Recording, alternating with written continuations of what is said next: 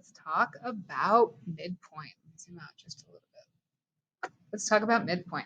So midpoint is a point that divides a segment into two congruent segments.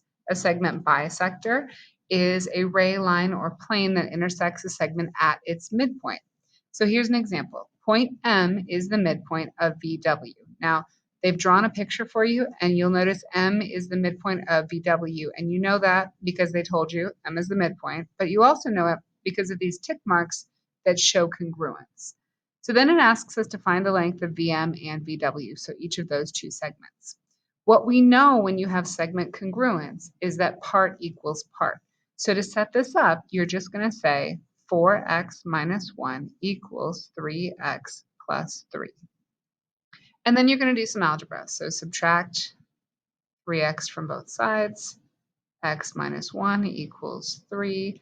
Add the 1 to both sides. X equals 4. Okay, x equals 4 is my algebra answer. And a lot of times on tests, kids get confused and they stop at x and then they choose that instead of solving the problem all the way to the end. We are not looking for x, we are looking for VM and VW. So what we've got to do is plug it back in.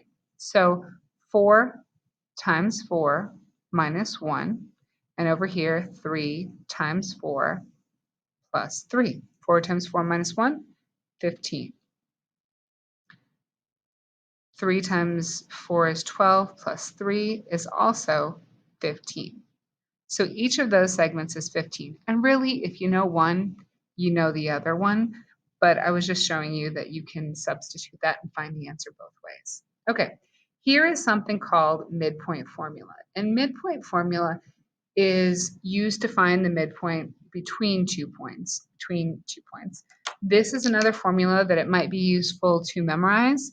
You might also just want to think of it as the average of those x coordinates and the average of those y coordinates. So here we go. Let's look at this example, and I'm going to have to zoom out just a little bit so you can see the whole grid. Okay, so this example here, you've got an x and a y and an x and a y. And it honestly doesn't matter what order you put these things in, but what you're going to do is you're going to find the average of the x coordinates. So -2 plus 6 divided by 2. That's this part up here. And then you're going to find the average of the y coordinates. -3 plus -10 divided by 2. Okay, and then you're going to simplify those. -2 plus 6 is 4 divided by 2 is going to give you 2. And then -3 plus -10 is -13 divided by 2 is -6.5. So that's where the midpoint M would be. Let's go ahead and find these things on our graph. So R is at -2, -3. There's R. T is at 6, 10. So it's right here. And then M, we said, was at 2, -6 and a half. So right there. Now I do have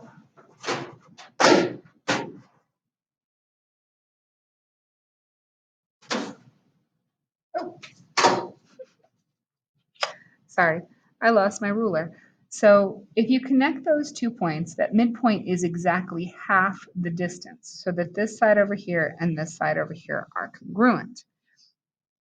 Now, if you happen to have a graph, another way that you can find the midpoint is to count the distance horizontally and vertically, and then divide that by 2. So if I wanted to, I could count the distance from R to T. 1, 2, 3, 4, 5, 6, 7. So 3.5 would be my halfway point. And then here, 1, 2, 3, 4, 5, 6, 7, 8. So 4 would be my halfway point right there. And if you followed both of those arrows up, it would lead you back to that point M that we just found was a midpoint. Okay, next example. Find the coordinates of G if E is at -1, 5, oh, sorry, E is the midpoint. Sorry, let me read this again. Find the coordinates of G if E, negative 1, 5, is the midpoint. So we already know that E is the midpoint here. So, apologize. All right, E is at negative 1, positive 5. There's E of GH, and H has the coordinates 5, 8. So let's find 5, 8. All right, now here is H. What we are doing is looking for G. So the distance from H to E and the difference from E to G should be the same. So what we're going to do is we're going to use the midpoint formula, but we're going to do it with part of the information missing, okay?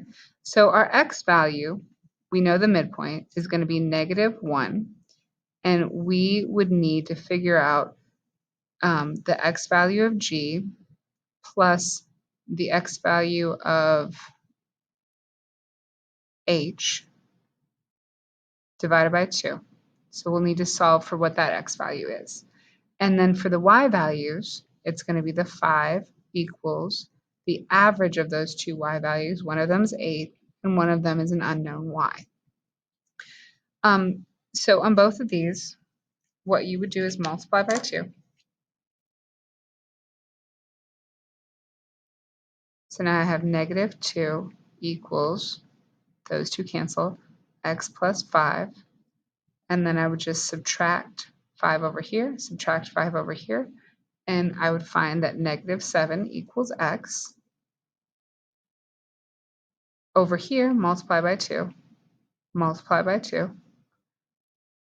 10 equals Y plus 8, subtract 8, 2 equals Y. So the coordinate of G is negative 7, 2. Over here, negative 7, positive 2 is right there on my graph. Now, that's the calculation way to do this using that midpoint formula. If you happen to have a graph and those numbers are small enough, another thing that you can do is count the vertical and horizontal distance from one endpoint to the midpoint. So this is down 3, and then 1, 2, 3, 4, 5, 6, 6 to the left, and then count that same distance again, 1, 2, 3, and then 6 to the left. Same thing. Okay, so if you happen to have a graph, you may want to just count it out. Otherwise, you're going to have to use that midpoint formula. Okay, let's look at this last example. It says on a number line, point A is negative 7 and point B is 11. Guys, I went ahead and drew that on my paper just so it would save us some time on these notes. It asks us to find point C on AB that is 1/3 the distance from A to B, and then to find point D on AB that is 3/4 the distance from A to B.